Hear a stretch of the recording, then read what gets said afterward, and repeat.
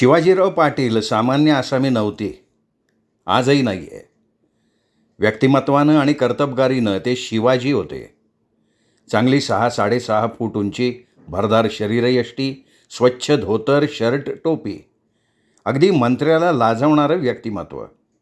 सांगली जिल्ह्याची तोंडात भाषा, परखड बोलणं, दांडगा अभ्यास आणि तेवढंच दांडगं व्यक्तिमत्व. शब्दात रग आणि जरब. ही रग आणि जरब त्यांच्या मागे असलेल्या मनुष्यशक्तीच्या मुळे आलेली. 3 लाखाहून अधिक शिक्षक संघाचे सभासद होते आणि शिक्षक म्हणजे गावोगावच्या मतदारांच्या शेंड्या हातात असणारी शक्ती. मंत्र्याला, मुख्यमंत्र्यांना दहशत वाटावी अशी ताकद शिवाजीरावांच्या हाती. शिवाजीराव पाटलांनी उभ्या महाराष्ट्रात शिक्षक संघाची बांधणी मोठ्या कष्टानं केलेली. शिवाजीराव पाटलांचा मी सल्लागार कधी झालो मलाच कळलं नाही. अधिवेशनाच्या तयारीत मी त्यांच्या पुढे मागे करू लागलो. त्यांच्या भाषणाची तयारी अक्षरशः खोलीत तालमीनं सुरू झाली. अधिवेशन अपेक्षेपेक्षा कितीतरी पटीनं यशस्वी झालं. माननीय शरदराव पवारांनी मुख्यमंत्री म्हणून शिक्षकांच्या पदरात एवढं वाढलं की शिक्षकांची झोळीच दुबळी ठरली. समोर 3 लाखाहून अधिक शिवाजीरावांची सैन्य कुवत बघून शरदराव पुरते सुखावले. या व्यासपीठावर शिक्षकांपैकी मी एकटा होतो. कार्यक्रमाचे सूत्रसंचालक आणि स्मरणिकेचे संपादक म्हणून. याहूनही अधिक मिळालं ते कल्पना पलीकडचं. मी कोणत्याही संघटनेचा साधा सभासद नव्हतो. तालुका जिल्हा संघाचा पदाधिकारी होणं शक्यच नव्हतं. मी डायरेक्ट राज्य संघाचा प्रसिद्धी प्रमुख झालो. जिल्ह्यातील संघटनेचे पदाधिकारी माझा हेवा करायला लागले. कानामागून आलेला माणूस तिखट होईल ही शंका. त्यात विजयी अपेक्षापूर्ती. मेळावा नगरला झाला. प्रास्ताविक मी केलं. माझ्यातल्या वक्तृत्व कौशल्याची ओळख राज्यातल्या कार्यकर्त्यांना झाली. पण त्याच मेळाव्यात एक गोष्ट घडली. कोणीतरी म्हणालं, राज्य संघावर काम करणाऱ्या पदाधिकाऱ्यांना जाण्या येण्याचं भाडं मिळतं. मी माझं लेटरहेड काढलं. पाचगणी नगरचं त्याच्यावर बिल केलं. शंकरराव काळे त्यावेळी सरचिटणीस झालेले होते. त्यांनी पैसे देताना सांगितलं की हे लेटरहेडवरचं बिल चालणार नाही, हे संघाचं छापील व्हाउचर घ्या, ते भरून द्या. मी तसं केलं, पण लेटरहेडवरचं बिल त्यांच्याकडेच राहिलं. व्हाउचरप्रमाणे मी पैसे घेतले, पण लेटरहेडवर केलेलं बिल परत घेतलं नाही. महिनाभरानं शिवाजीराव पाटील सातारला आले. त्यांच्या भोवती जिल्ह्यातल्या नेते मंडळींचा गाराडा होता. मी उशिराच पोहोचलो. कुठे मुंगी शिंकली होती कोण जाणे. मला पाहताच शिवाजीराव चवताळून आले. शरम नाही वाटत? संघाकडून डबल भाडं घेतलं? ते भडाभडा बोलत होते. मी 2 व्हाउचर कशी काळ्यांकडे राहिली आहेत हे सांगायचा प्रयत्न करत होतो, पण शिवाजीराव ऐकून घ्यायच्या मनस्थितीतच नव्हते. मी बाहेर पडलो. घरी आल्यावर 4 पानांचं पत्र लिहिलं. 2दा बिल घेणारा जगन्नाथ शिंदे नाही हे खडसावून लिहिलं. त्या पत्राचं काय झालं हे जाणून घेण्याची आवश्यकता मला वाटली नाही. शिवाजीरावांचा 2दा फोन आला. नेते मंडळींचे निरोप आले, फोन आले, पण मी संघाच्या एकाही सभेला, मीटिंगला गेलो नाही. कधीच नाही. प्रतिवर्षी अधिवेशनं होत होती. मी संपादित केलेल्या रत्नागिरी अधिवेशनाच्या स्मरणिकेतले लेख पुन्हा पुन्हा छापले जात होते, पण मी मात्र एकाही अधिवेशनाला साधा कार्यकर्ता म्हणून सुद्धा उपस्थित राहिलो नाही. असा मी. अनेक उदाहरणं. तरीही लक्ष्मी माझ्यावर नाराज. आत्महत्या माणूस का करतो?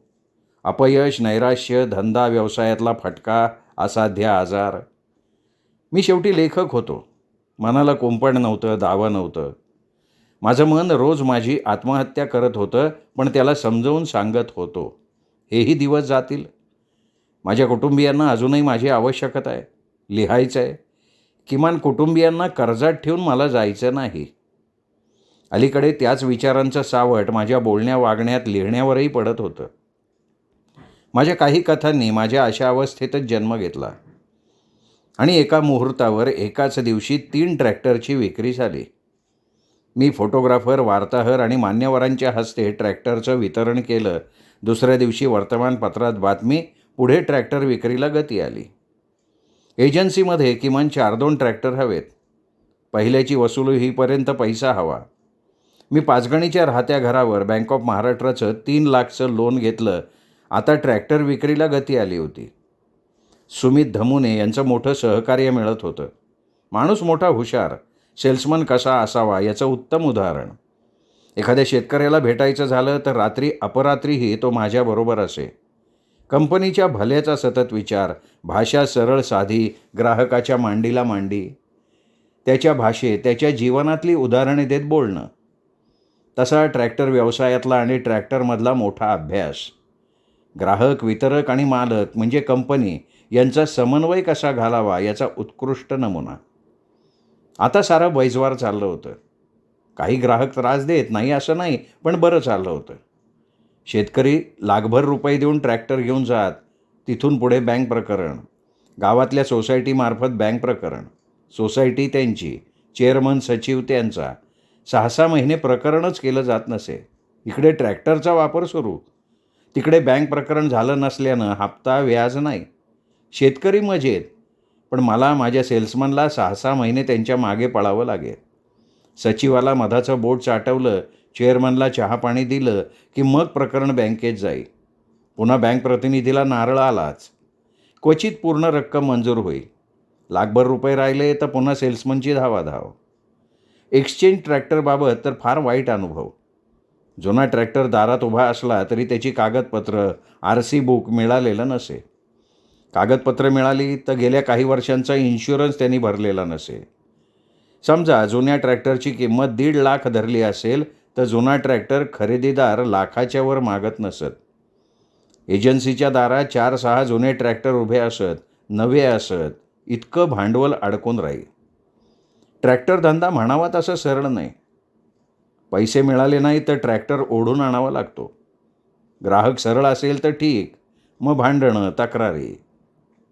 भोसले नावाचा एक माणूस, त्याचे 1,60,000 रुपये येणं बाकी.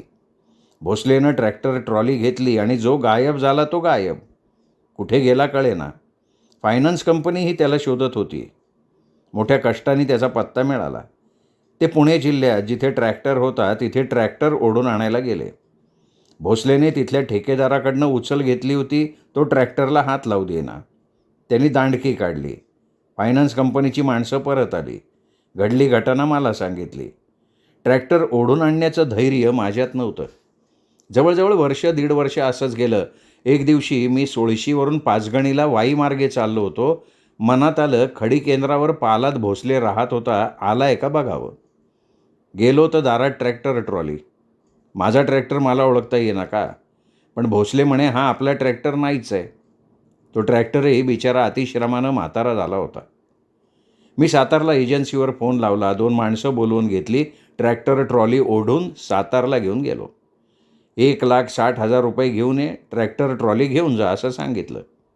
4 दिवस झाले, 8 दिवस झाले, महिना झाला, भोसले आला नाही. मीच ट्रॅक्टर त्याच्या घरी नेऊन सोडला. ट्रॉली तेवढी ठेवून घेतली. लाखभर रुपयाला त्यात बुडलो. धनवडे नावाच्या माणसाचं तसंच. ट्रॅक्टर घेण्यापूर्वी 5-6 मोठ्या माणसांना मध्ये घातलं.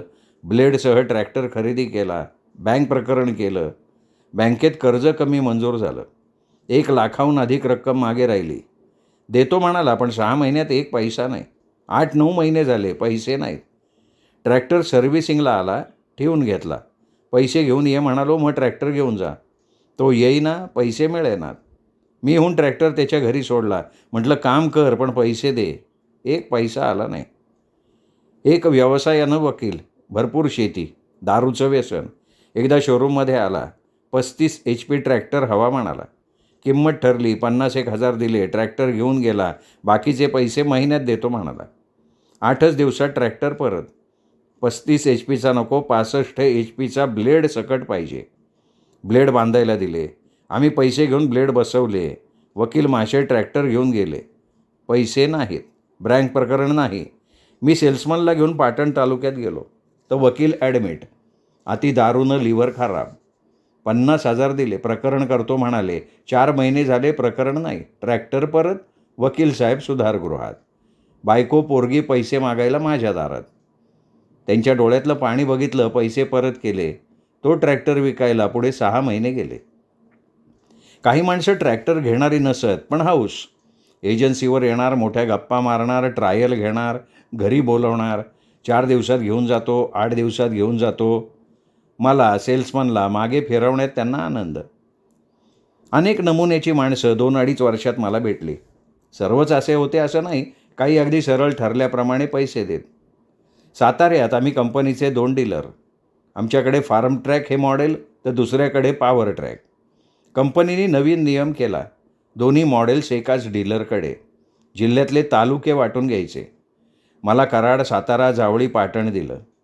पैकी जावळी तालुका ड्राय एरिया. कोरेगाव तालुक्यात मी खूप जाहिरात केलेली, संबंध प्रस्थापित केलेले, ट्रॅक्टरही या तालुक्यात चांगले जात आणि तोच तालुका दुसऱ्या डीलरकडे. कराड तालुक्यात फार्म ट्रॅक ट्रॅक्टर निश्चित चांगले विकले जातील याची खात्री वाटे, पण आता नव्यानं संसार उभा करायची वेळ आली. एजन्सीचं ऑफिस, वर्कशॉप, कामगार, सेल्समन. एक ऑफिस सातारला, दुसरं कराडला. पाचगणी ते कराड 100हून अधिक किलोमीटर, तर पुण्याहून 150पेक्षा जास्त. प्रवासात वेळ जाणार. पुन्हा जाहिरात, पुन्हा गाठीभेटी, पुन्हा संपर्क. एजन्सीज बंद करायचा निर्णय घेतला. निर्णय सोपा नव्हता. जुने 4 ट्रॅक्टर दारात उभे होते, नवे 2 होते. 2.5-3 लाखाचे स्पेअर पार्ट वर्कशॉपमध्ये होते.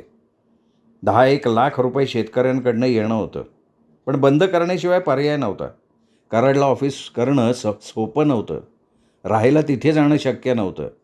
मग सातारचं ऑफिस कोण बघणार? त्यात नव्यानं घेतलेल्या कामगारांनी जुन्यांनाही बिघडवलं. रोज संध्याकाळी पिणं हा त्यांचा छंद झाला होता. त्यांच्यावर भरवसा ठेवणं शक्य नव्हतं. दुसरी एक अडचण होती, शोरूमचं काय करायचं? शोरूमची जागा विकत घेऊन बसलो होतो. तशी ती जागा भाडेपट्ट्यानं घेतली होती. 10 वर्षाचा भाडेपट्टा होता. पण अचानक विजया वाघ यांनी सांगितलं, जागा खाली करा, मला ती जागा विकायची आहे. कायदेशीररित्या त्यांना जागा विकता येणार नव्हती, कारण भाडेपट्ट्याचा जवळजवळ 5.5 वर्ष काळ बाकी होता. कायदेशीररित्या त्या जागा खाली करू शकत नव्हत्या, पण मला कोर्ट कचेऱ्या, भांडणतंटा नको होता. मी जागा विकत घेतली होती. आता शोरूम बंद करायचं तर जागाही विकायचं मनात आलं. याच काळात मी माझ्या अपयशाची कारणं शोधली. अनुभवातून मी कारणं शोधली होती. व्यवसायात माणूस का हरतो याचा अभ्यास झाला होता, नवे चटके खाऊन तो झाला होता. या अनुभवातनंच मी लोकसंपर्क तंत्र आणि मंत्र या नावाचं पुस्तक लिहिलं. लोकसंपर्क सगळ्यांना आवश्यक असतो. नोकरदार, व्यावसायिक, पुढारी, छोटे मोठे व्यावसायिक नव्हे तर प्रत्येकाला. तो कसा वाढवावा, त्याचं तंत्रमंत्र काय आहे हे शिकून झालं होतं. त्याच्यावर पुस्तक लिहिलं. शोरूम आणि जागा विकतोय हे एजंटांना कसं समजलं देव जाणे. 4-2 एजंट रोज यायला लागले. त्यांचेही अनेक नमुने. कोणी म्हणे, एवढी रक्कम कोण देणार? या एरियात फार फार तर घेणारा अडलेला नडलेला असला तरी तुम्ही सांगताय त्याच्या निम्म्यानं देईल. एखादा म्हणे, एवढे कमी कशाला सांगताय? तुम्ही सांगताय ती रक्कम तुम्हाला द्यायला लावतो, वर 20 लाख वाढवून सांगा, वरचे 20 आमचे. तिसरा त्याच्यापेक्षा वेगळ्याच हिशोबाचा मिळे. तो म्हणे, जॉईंट कॉन्ट्रॅक्टर देतो, 60% बांधकाम त्याला, 40 तुम्हाला, कोट्याधीश व्हाल, मला फक्त 2% पैसे द्या. मोटरसायकल विक्री सुरू केली तेव्हा झालेली गर्दी मी पाहिली होती. मोटरसायकलीच्या तक्रारी सांगणारी गर्दी अंगावर आली होती. ट्रॅक्टरची एजन्सी चालू केल्यावर रोज 4-5 डीलर डिझेल ट्रायलवारी खर्ची घालणारी गर्दीसुद्धा अनुभवली होती. आता एजंटांची गर्दी अनुभवत होतो. इतके एजंट आले कुठून समजत नव्हतं. खोलात गेलो तेव्हा समजलं, मी एकाला सहज बोललो होतो. त्यांनी 4 एजंटना सांगितलं होतं. 4 प्रत्येकी 4-5 लोकांना सांगितलं होतं. त्यांनी आणखीन 4-6 लोकांना सांगितलं होतं.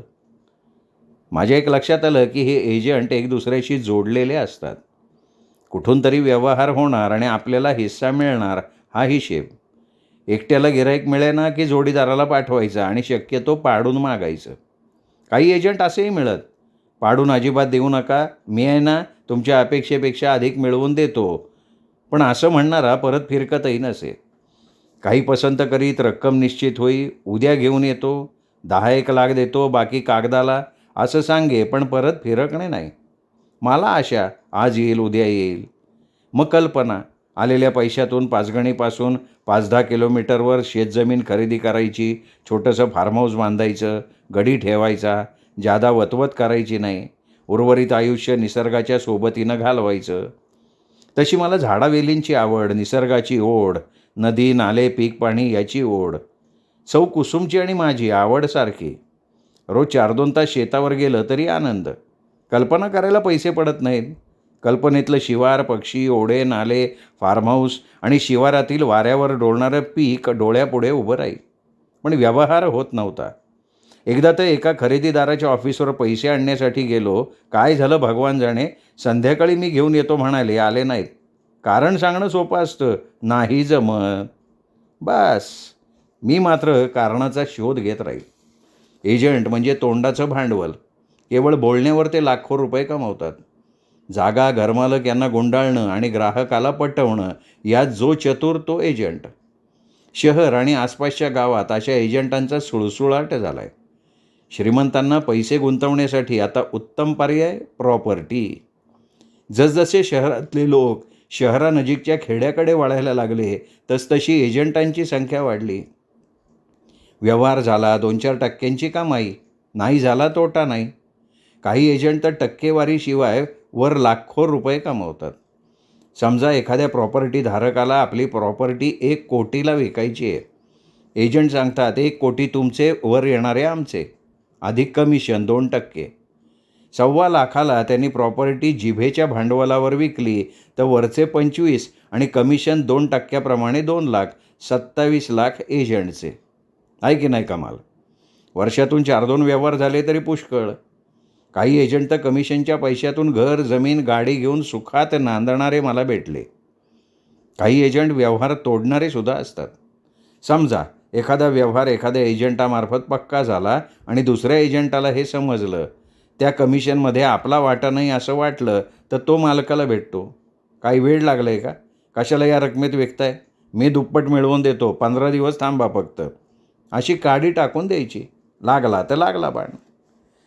मला वाटलं शोरूममध्ये आपण इस्टेट एजंट म्हणून ऑफिस सुरू करावं. 5-10 एजंटांकडनं विक्रीच्या मिळकतीची माहिती, कागदपत्र घ्यायची. आपण या एजंटांचं बॉस व्हायचं. 1% मिळाला तरी पुष्कळ. माझं नाव विश्वासपात्र होतं. म्हणजे तसा माझा तरी समज होता, आजही आहे. त्यात ऑफिस, चांगली कमाई होईल. मी खूप विचार केला पण मनातच बारगळला. सातारला ग्लोबल मोटरसायकल सुरू केली आणि चित्रपट क्षेत्राशी निगडीत माणसं मला भेटायला यायला लागली. कोणी म्हणे, जगन्नाथराव आता चित्रपटाकडे लक्ष द्या. साले येरे गाबाळे चित्रपट काढतात. तुम्ही तर बाप आहात, लेखक आहात. कथा, पटकथा, संवाद तुमचे, बाकी आमच्यावर सोडा. फार नाही 30-1 लाख भांडवल उभं करा. एका वर्षात दुप्पट. कसले एजन्सी चालवताय? साहित्यिकांनी एजन्सी चालवावी ती साहित्याची. उतरा चित्रपटात उतरा, मालामाल व्हाल. फडतूस विनोद धांगडधिंगा घालतात. तुमची 50हून अधिक नाटकं आहेत. एक चित्रपट आला ना, निर्मात्यांची रांग लागेल, रांग. मी सुखावून जायचो. कल्पनेला पंख फुटायचे. डोळ्यापुढे माझाच चित्रपट उभा राहायचा. मी माझ्या कल्पनेतल्या चित्रपटाचा नायक व्हायचो. ग्वाड वाटायचं. चित्रपट तयार झाला आहे, थिएटर्समध्ये झळकला आहे, प्रेक्षकांच्या उड्या पडतायत, सिल्व्हर ज्युबली, लोकांचे सलाम, कौतुक, सत्कार. माझी आर्थिक परिस्थिती मला माहिती होती. नाकातोंडात पाणी जाऊन मरायची माझी इच्छा नव्हती. मी आपलं बघू, जरा स्थिरस्थावर होऊ द्या असं बोलून वेळ मारून न्यायचो. खरं सांगतो, लहानपणापासून चित्रपटांचं मला खूप वेड. चित्रपट बघण्याचं तर व्यसनच. काटवलीचा संपत बेलोशे आणि मी पाचगणित तंबूत चित्रपट आला की रोजचे प्रेक्षक. 8वीत असताना बाबूराव जगतापांनी अंगाई चित्रपटात काम करण्याची संधी उपलब्ध करून दिली. ते माझ्या घरी काटवलीत आईवडिलांची संमती घेण्यासाठी आले, पण आईवडिलांनी नकार दिला, संधी गेली. नाटकाचं वेड होतं, आजही आहे. आज ना उद्या चित्रपटात काम करायला मिळेल ही इच्छा. एकदा गोविंद गांधी मला वाईला घेऊन गेले. त्यावेळचे आघाडीचे कलाकार रणजित बुधकर यांचं वाई परिसरात चित्रपटाचं शूटिंग सुरू होतं. त्यांनी आग्रह धरला. दिसायला सुंदर आहे, अभिनयाची जाण आहे, सोनं करशील म्हणाले. आनंद वाटला, पण घरून विरोध. त्या काळी चित्रपटात काम करणं हे कमीपणाचं समजलं जाई. आई वडील अशिक्षित, त्यांचा गैरसमज, मुलगा हातचा जाईल, नाच्या होईल, व्यसनी होईल, परका होईल. रणजित बुधकरांना वाईत भेट म्हणून मी फटाकडी हे नाटकाचं पुस्तक दिलं. त्याचे त्यांनी प्रयोग सुरू केले. फटाकडीनी मला नाटककार म्हणून ओळख दिली, पण चित्रपटात काम करण्याची संधी गेली ती गेलीच. चित्रपटात काम करण्यासाठी घरातून पळून जायचा विचार अनेकदा मनात आला, पण आईच्या प्रेमाचे दोर एवढे जाडजूड होते की तो विचार प्रत्येक वेळी लुळापांगळा ठरला. आता संधी होती. आता नायक निश्चितच होता येणार नव्हतं. 60नंतर कोण करणार नायक मला? पण चरित्र अभिनेता म्हणून काम करण्याची अपेक्षा किंवा पटकथा संवाद लेखनाची तीव्र इच्छा. अनेक चित्रपटांचे चित्रीकरण केलेले सातारचे अत्तार, चित्रपट रसिक चंद्रकांत देवरुखकर यांनी माझ्या मागे कथा, पटकथा, संवाद लेखनाचा तागादा लावला. पटकथा, संवाद लिहायचे कसे? मला काहीच अनुभव नव्हता. लिहिण्याचा प्रकार कसा, प्रसंग किती असावेत, संगीत, कॅमेरा यांचं त्या त्यावेळी काय काम असतं, ते पटकथा लेखकांनीच लिहायचं असतं का? नाटकात संवाद म्हणताना कंसात कलाकारांना थोडं मार्गदर्शन केलेलं असतं, तसं मार्गदर्शन करायचं का? काहीच कळत नव्हतं. मी आजवर 57 नाटकं लिहिली होती, पण नाटकाचं तंत्र वेगळं, चित्रपटाचं निश्चितच वेगळं असणार असा माझा अंदाज. मी माझी अडचण चंद्रकांत देवरुखकरकडे व्यक्त केली. त्यांनी राम रहीम चित्रपटाचे कथा, पटकथा, संवाद असलेलं छोटं पुस्तक मला आणून दिलं. आता माझ्यापुढे अडचण नव्हती. शिंदे एजन्सीचा एक आर्थिक बुरुज कोसळत होता. माझी वाताहत होत होती आणि चित्रपट क्षेत्रात माझ्यावर पैशाचा पाऊस कोसळणार अशा अपेक्षेने मी लेखनात गुंतलो. भूमिपुत्र ही माझी कादंबरी लोकांना खूप आवडलेली. त्या कादंबरीवरच चित्रपट लिहिण्याचं ठरवलं. अवघ्या 2 दिवसात संवाद लिहून झाले.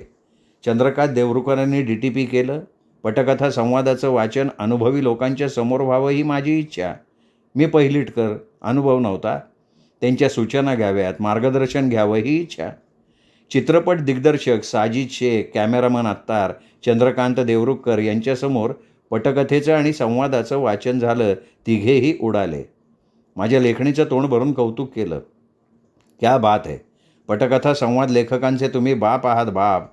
अहो, ॲवॉर्ड मिळवून देणारा चित्रपट देईल. अहो, अशा विषयावर चित्रपटच कोणी केला नाही. संवाद, खरंच संवाद लिहिलेत राव. मी हुरळलो. पटकथा संवाद लेखक झालो असं वाटायला लागलं. आता प्रश्न आला, चित्रपट काढणार कोण? पैसे लावायचे कोणी? त्यांनी डोके खाजवली. निर्माता आठवेना.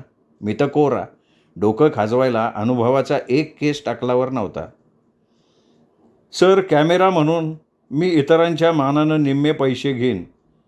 साजिदसुद्धा निम्मे पैसे घेतील. 25 लाखात आपण पिक्चर काढू, तुम्ही गुंतवा. मी काय गुंतवणार? डोंबलं. शोरूम दिसत होती. वाळविनी, घुशी उंदराने ती कधीच पोखरली होती. मी आशावादी होतो. कोणीतरी निर्माता, फायनान्सर नक्की मिळेल. एक दिवस भूमिपुत्रांना वेड लावेल. माझ्या वाट्याला अनेक अवॉर्ड्स येतील. मी पटकथा संवाद लिहिण्यात यशस्वी झालो हे काही कमी नव्हतं. मी त्या तापाच्या भानात. सोनाली राजे, मॅडम या माझ्याच कादंबऱ्यांवर आणखीन 2 पटकथा संवाद लिहिले. आता वाट बघत होतो निर्मात्यांची. अत्तार आणि साजिद शेख निर्माता शोधत असावेत. 2-3 लोकांचे फोन आले. त्यांना स्क्रिप्ट पाठवली. आशा मरते पण पुन्हा पुन्हा जन्माला येते याचा प्रत्यय यायला लागला. फोन केला की सांगितलं जाई, आवडली, काय कथा आहे, काय संवाद आहेत, मीच करणार. हे हातातलं काम संपलं की भूमिपुत्रच, मल्टीस्टार येऊ, दणका लावू. ही उत्तरं मी वर्षभर ऐकत होतो. अत्तार म्हणाले, मुंबईला जाऊ. एक निर्माते आहेत, त्या नाही म्हणणार नाहीत. विषय निश्चित आवडेल. चंद्रकांत देवरुखकर, अत्तार आणि मी मुंबईला गेलो. स्क्रिप्ट दिलं, विषय सांगितला. विषय आवडला.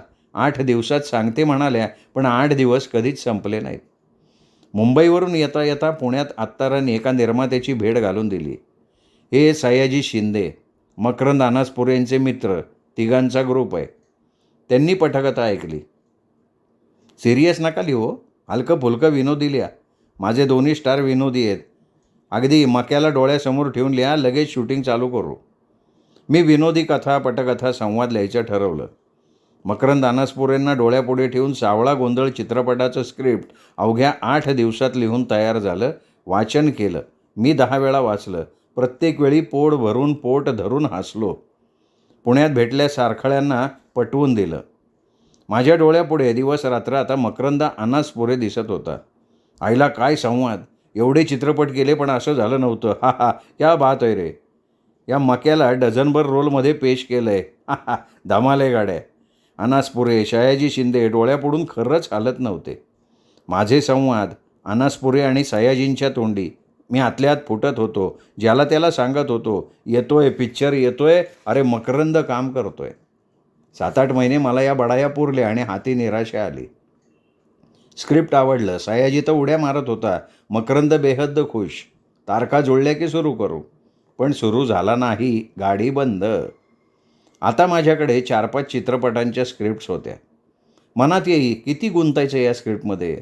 कथा कादंबऱ्यांकडे दुर्लक्ष. काडी घ्यावी, 4ही स्क्रिप्ट जाळून टाकावीत. हे आपलं कामच नाही. चित्रपटासाठी आपण जन्माला आलेलो नाही. कादंबऱ्या, कथा लिहितो, खूप आनंद आहे. चित्रपटाच्या कथा, पटकथा, संवाद लेखनाचं कधीही धारिष्ट्य करायचं नाही असं ठरवून टाकलं. एकदा सातारा राजवाड्यावरनं श्री कोटेश्वर मंदिराच्या समोरून एजन्सीकडे निघालो होतो. समोरून अत्तार आले. सर, बरं झालं भेटलात, नाही तर मला तुमच्याकडे यायला लागलं असतं. अर्जंट आहे. उद्या मला स्क्रिप्ट पाहिजे. 8 दिवसात शूटिंग चालू करायचं आहे मला. चांगलं लिहा. एका रात्रीत? अहो, सीडी फिल्म आहे. विषय धार्मिक आहे. विठ्ठल महिमा. चलू का? घाईत आहे. स्टुडिओतून फोन येत आहेत. अत्तर निघून गेले. श्री कोटेश्वर ते एजन्सी फार तर 7-8 मिनिटाचा प्रवास. यावेळी डोक्यात विषयांची जुळवाजुळव केली. एजन्सीवर गेलो. लिहायला सुरुवात केली. संध्याकाळी 6 वाजता अत्तरांना फोन केला. अत्तर, स्क्रिप्ट तयार आहे. उद्या येतो, घेऊन जातो.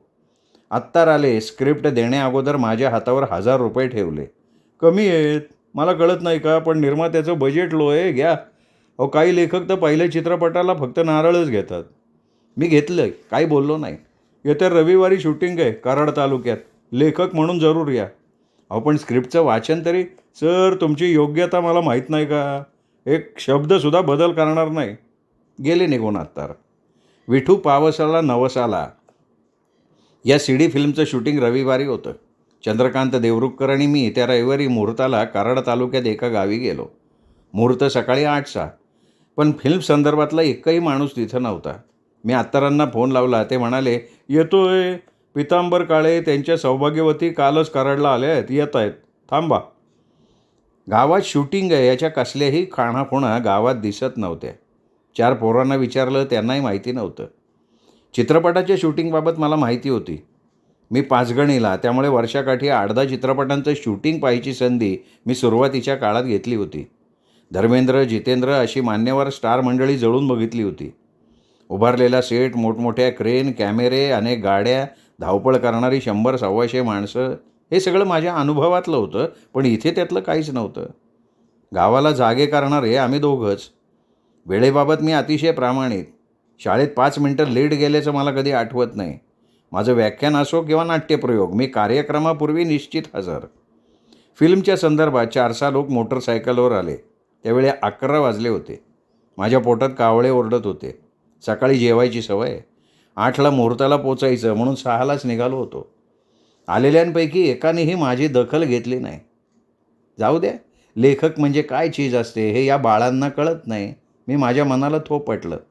आलेल्यात एक चिकणी पोरगी होती, पॅन्ट टी शर्टमध्ये. दिसायलाही गोड होती. बहुतेक फिल्ममध्ये ती आप्पाची सून असावी. कोणी का असेना, पण एवढं मात्र खरं, त्या पोरीच्या अवतीभोवती ती पोरं मुंगळ्यासारखी फिरत होती. समजा त्या पोरीनं या दोघांपैकी कोणा एकाची निवड केली तर कोण भाग्यवंत ठरेल याचा विचार मी उपाशी पोटी करत राहिलो. मला वाटे मी लेखक, एवढी पुस्तकं लिहिली, गावात कोणी एखादं तरी जगन्नाथ शिंदे नाव माहिती असलेलं भेटेल, चहा प्यायला घरी घेऊन जाईल. मग मी हळूच म्हणेन, चहा नको, मुठभर शेंगा द्या. त्यावर तो म्हणेल, जेवूनच घ्या. पण दुर्दैव, जगन्नाथ शिंदे लेखकाला ओळखणारा एकही सुपूत त्या भूमीत जन्माला आलेला नव्हता. 2च्या दरम्यान 2 गाड्या गावात शिरल्या. कलाकार मंडळी उतरली. चला, मुहूर्त करून घ्या. जेवणाचा मुहूर्त कधीच टाळला होता, पण मी गप्प. 3-4ला मुहूर्त झाला. चहा नाश्त्याचं कोणीच बोलत नव्हतं. मी अत्तरांना म्हणालो, निघू का आम्ही? तो रमेश काय म्हणतोय बघा. कोण रमेश? अहो, डायरेक्टर.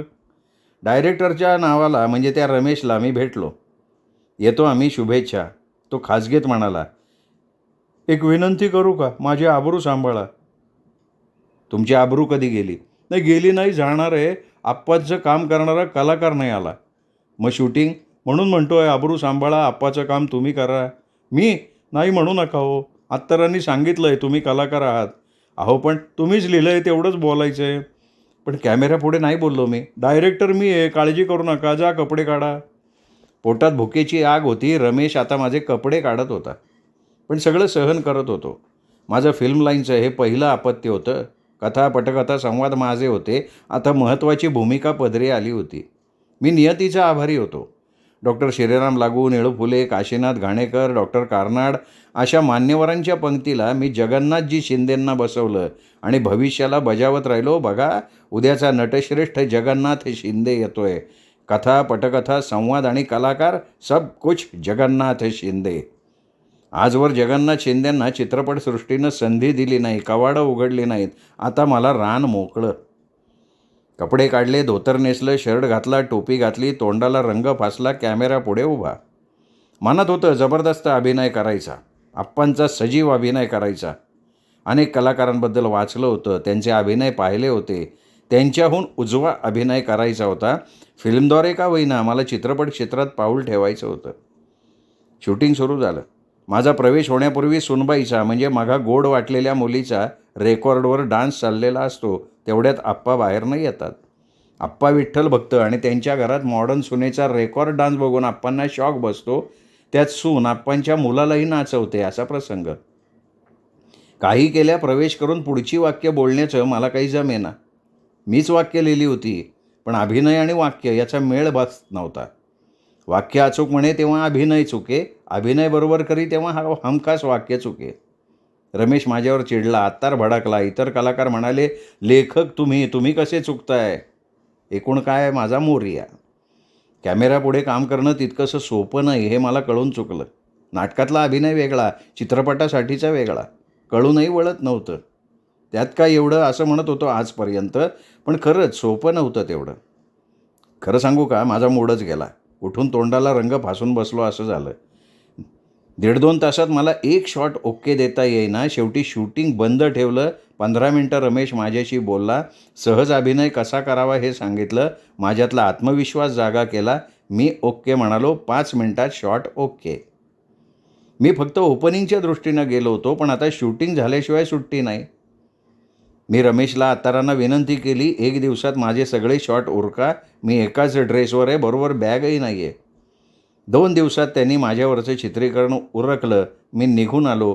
पुढे आठवडाभर त्यांचं शूटिंग चाललं. त्या विठ्ठल पावला नवसाला व्हिडिओ फिल्मचं पुढं काय झालं ते माहिती नाही. आत्तार म्हणाले, निर्माता लबाड निघाला. श्रोते हो, हा होता आजचा भाग जगन्नाथ शिंदे लिखित त्यांच्या आत्मचरित्राचा, म्हणजेच डोंगरा एवढी माणसं या कादंबरीचा. पुढचा भाग उद्या ऐकूयात. नमस्कार.